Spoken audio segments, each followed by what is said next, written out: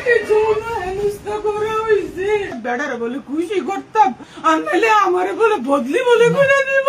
আমারে অনৈতিক ভাবে কই আমি বলে রূপ বলে চাইতাম।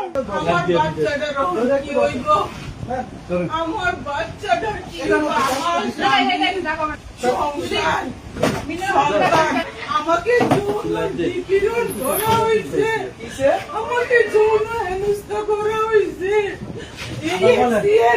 অবৈধভাবে অফিসের উপরে থাকে, আপনারা ভিডিও করেন যায় এক্সিএন অফিসের উপরে থাকে, আরো কর্মচারীর উপরে থাকে। আমারে অনৈতিক ভাবে কই আমি বলে রূপ বলে চাইতাম।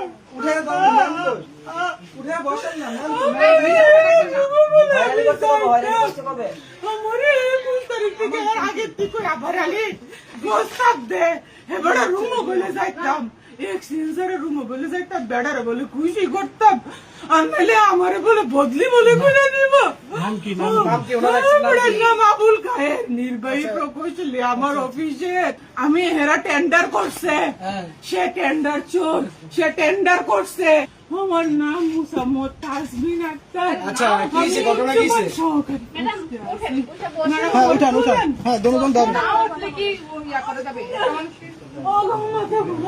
একটু ক্যামেরা ইয়ে করবে। আমাকে উনি অফিসে আসার পর থেকেই করতেছে, কত মাস কতদিন এটা প্রায় 2-3 মাস ধরে উনি এটা করতেছে। তো যাক, এটা যেহেতু কোনো লিখিত প্রমাণ নাই, উনি আমাকে মৌখিক ভাবে বলে, উনি তো অনেক চালাক, উনি আমাকে মৌখিক ভাবে বলে, এই জন্য আমি এটার পদক্ষেপ নিতে পারতেছিলাম না, সেই কারণে আমি চুপ ছিলাম। কিন্তু না, আমার কাছে মৌখিক কোনো প্রমাণ ছিল না, লিখিত বা মৌখিক কোনো প্রমাণ ছিল না। উনি অনেক চালাক।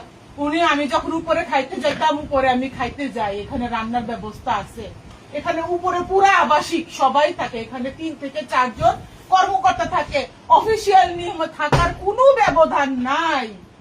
আমি এগুলা বলি স্যারকে, স্যার আপনি কিন্তু অনৈতিক কাজ করতেছেন, আপনি কিন্তু উপরে থাকতে পারেন না স্যার, আমাকে কিন্তু কর্তৃপক্ষ শোকজ করে দিবে স্যার, আমার কিন্তু চাকরি চলে যাবে স্যার। উনি বলে বাগনানি করো, বদলি শোকজ, তোমার মুটকি দিয়ে বইরেছে, আমারে বুঝাও। আমি স্যারের কইলাম, স্যার আপনি যে লাস্ট যে টেন্ডারটা করলেন 19 প্যাকেজের, আপনি যে লটারিটা করলেন স্যার, আমি তো কইতাম পারি না, মেমো বই চাইয়া আমি দেখি স্যার এই লটারির উইনারদেরকে আপনি পে অর্ডার সঠিকতা যাচাই করার জন্য চিঠি দিচ্ছেন স্যার। সেই স্মারক বই আমার লেখার কথা স্যার, ওই স্মারক বই আউটসোর্সিং লেখে, এই ব্যক্তি আউটসোর্সিং লেখে আমার স্মারক বই। আমার অফিসে কোনো মূল্য নাই আমার, আমি একজন প্রশাসনিক কর্মচারী। আপনারা এখানে খাতা আছে 10-15টা বা 20টা, প্রত্যেকটা খাতায় আমাদের এন্ট্রি আছে। আমরা এখানে আউটসোর্সিং হলো, আমরা অফিসের কাছে আমি জানি ক্যামেরা দর্শন শেষ সুবিধা বলছি, প্রশাসনিক কোনো অর্ডার আছে কিনা, আমার এক্সিএন এর লিখিত কোনো অর্ডার আছে কিনা, ওরকম কোনো অর্ডার আমি শো করি নাই, আমি দেখি নাই। তারা যে মেমো বইটা তারা যে লিপিবদ্ধ করতে পারে, এই অর্ডার তো আমি দেখি নাই স্যার, তো আমাকে দেখাই নাই।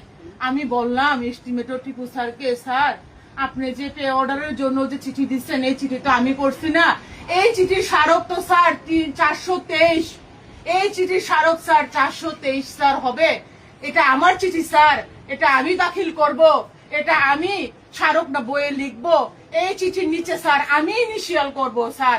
এটা অপ্রশাসনিক ভাবে এই চিঠিগুলা কেন যাচাইয়ের জন্য ব্যাংকে যাবে স্যার? তখন টিপু স্যার আমাকে বলে, নয়া ফুন্দে বাল উঠছে, অফিসারকে আসেন কাউন্টার করতে, চার্জ করতে। আমি বলি স্যার আমি তো আপনাকে চার্জ করতে পারি না, আমি কর্মচারী স্যার, চার্জ করার ক্ষমতা স্যার আমার নাই স্যার। আমি প্রশাসনিক ভাবে জানতে চাইছি স্যার, আপনারা কেন এই টেন্ডার নোটিশ যে লটারি যে করবেন, কেন নির্বাহী প্রকৌশলীর আদেশে সই করা একটি পত্র আপনারা কেন দাখিল করেন নাই স্যার? এই পত্র তো আমি দাখিল করার কথা।